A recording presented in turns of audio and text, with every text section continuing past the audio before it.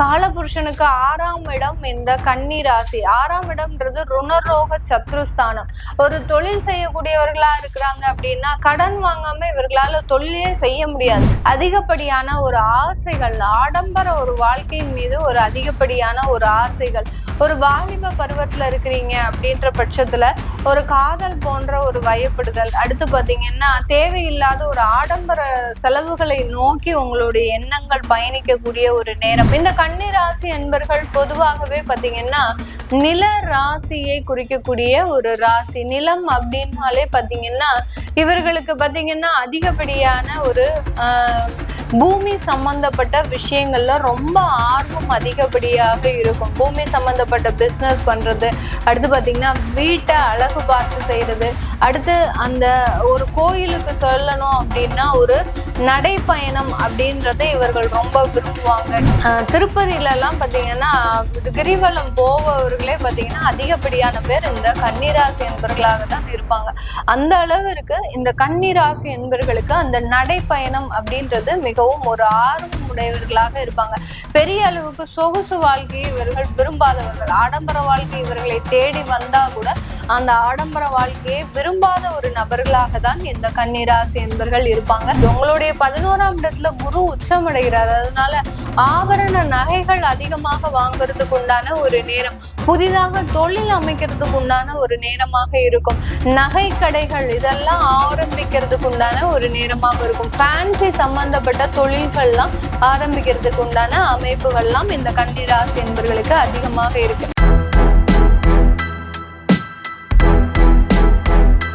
வணக்கம் நேர்களே, இன்னைக்கு நாம பார்க்கக்கூடிய சிறப்பு பதிவு ஐப்பசி மாத பலன்கள். தமிழ் மாதத்துல ஐப்பசி மாதம் ஒரு முக்கியமான ஒரு மாதமாக கணிக்கப்படுது. இந்த மாதத்துல கிரகங்களின் கோச்சார நிலவரங்கள் ஒரு மிகவும் ஒரு மாற்றங்களை கொடுக்கக்கூடிய ஒரு நிலவரங்களாக தான் இருக்கு. ஏன்னா இந்த மாதத்துல சூரியன் கிரகங்களுக்கெல்லாம் தலைவன் அப்படின்னு சொல்லக்கூடிய அந்த சூரியன் ஆகப்பட்டவர் நீச்சம் அடைகிறார். அந்த நீச்சம் அடையும் போது மற்ற கிரகங்கள் எந்த மாதிரியாக ஒரு மாற்றத்தை கொடுக்க போது, இந்த மாதத்துல இருக்கக்கூடிய கிரகங்களின் அடைவுகள் பார்த்தோங்கன்னா மிதுன ராசியில இந்த குரு பகவான் அவர் மாதம் ஆரம்பிச்ச உடனேயே 19ஆம் தேதி அக்டோபர் மாதமே அதிசாரம் பெறுகிறார். அடுத்து சிம்ம ராசியில கேது பகவான், அடுத்து கன்னி ராசியில சுக்கிரன் பகவான். சுக்கிரன் நீச்சமாக இருக்கக்கூடிய சுக்கிரன் ஆகப்பட்டவர் 3ஆம் தேதி நவம்பர் மாதம் தன்னுடைய ஆட்சி வீடான அந்த துலாம் ராசிக்கு பயிற்சியாகி போகிறார்.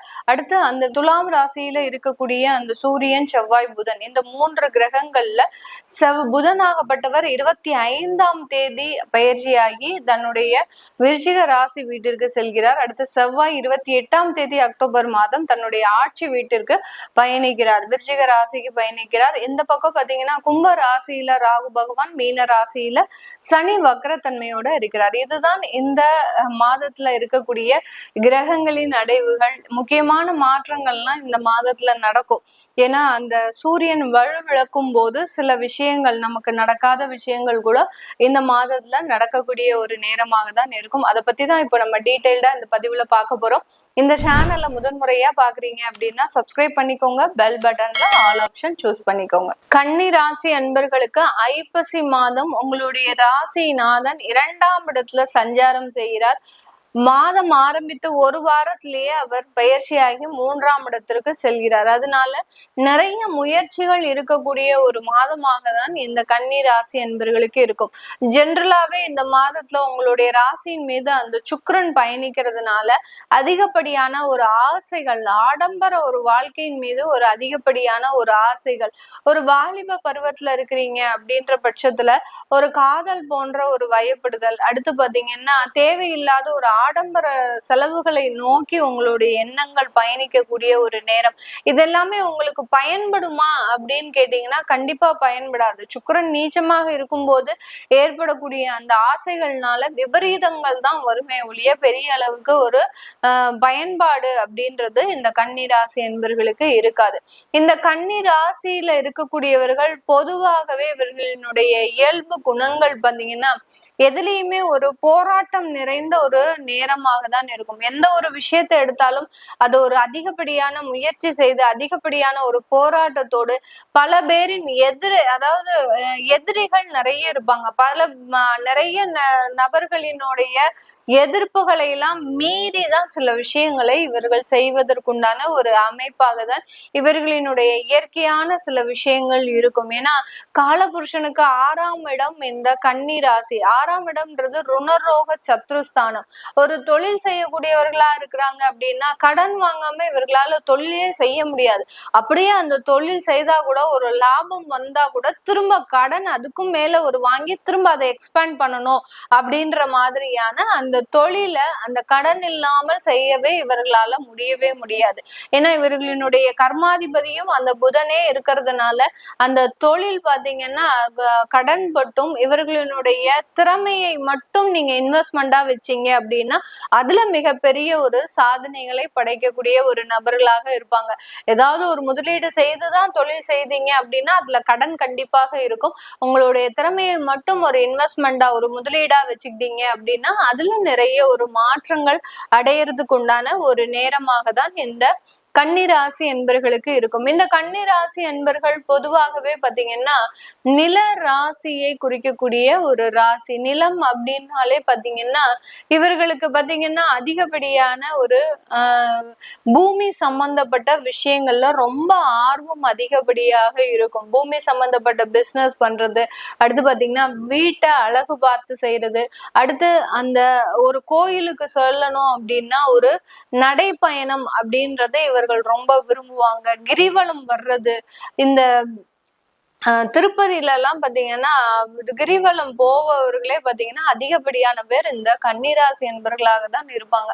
அந்த அளவிற்கு இந்த கன்னிராசி என்பர்களுக்கு அந்த நடைப்பயணம் அப்படின்றது மிகவும் ஒரு ஆர்வம் உடையவர்களாக இருப்பாங்க. பெரிய அளவுக்கு சொகுசு வாழ்க்கையை இவர்கள் விரும்பாதவர்கள். ஆடம்பர வாழ்க்கை இவர்களை தேடி வந்தா கூட அந்த ஆடம்பர வாழ்க்கையை விரும்பாத ஒரு நபர்களாக தான் இந்த கன்னிராசி என்பர்கள் இருப்பாங்க. இந்த காலகட்டம் உங்களுடைய வேலையில நல்ல வளர்ச்சி மிகுந்த ஒரு நேரமாக இருக்கும். உங்களுடைய 5ஆம் வீட்டு அதிபதி 6ஆம் வீட்டு அதிபதியாகப்பட்ட அந்த சனி வக்ரத்தன்மையோடையும் இருக்கிறதுனால நிறைய ஒரு வளர்ச்சிகள் வேலை சம்பந்தப்பட்ட விஷயத்துல இருக்கும். வெளிநாடு வெளியூர் போகக்கூடிய ஒரு பிரயாணங்கள் அதிகரிக்கக்கூடிய ஒரு மாதமாக இருக்கும்.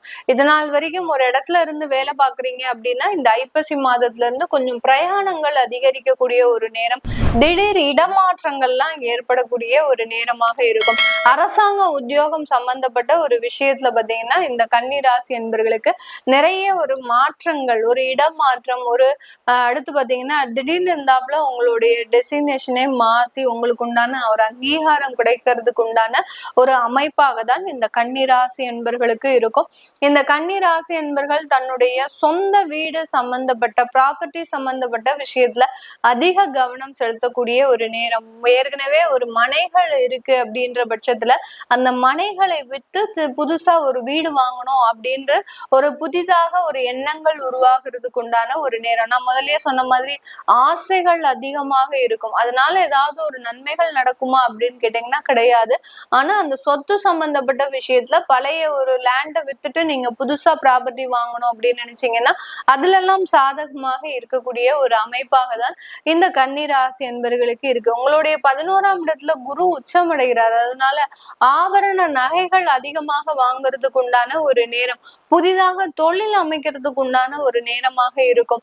நகை கடைகள் இதெல்லாம் ஆரம்பிக்கிறதுக்கு உண்டான ஒரு நேரமாக இருக்கும். ஃபேன்சி சம்பந்தப்பட்ட தொழில்கள்லாம் ஆரம்பிக்கிறதுக்கு உண்டான அமைப்புகள்லாம் இந்த கன்னிராசி என்பவர்களுக்கு அதிகமாக இருக்கு.